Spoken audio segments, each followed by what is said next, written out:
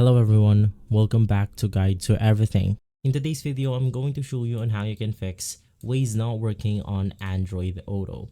Now, to resolve Waze not working on your Android Auto, you want to ensure that you're using the latest version of Waze. To do that, you want to make sure to go ahead and update the application from the Google Play Store. And from there, you also want to go ahead and update your phone's OS or your device OS. You want to verify the connection between your phone and a car, either it's USB or wireless, and then you want to check for any permission issues in your phone settings. So for example, if Waze right here has requested for your device per location permission, you want to make sure to go ahead and allow it.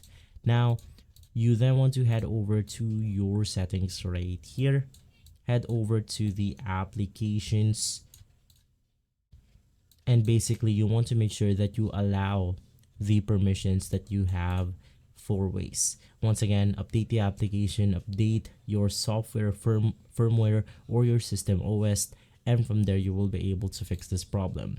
If this video has been helpful, leave a like, subscribe, and follow Guide to Everything for more videos like this. Thanks for watching.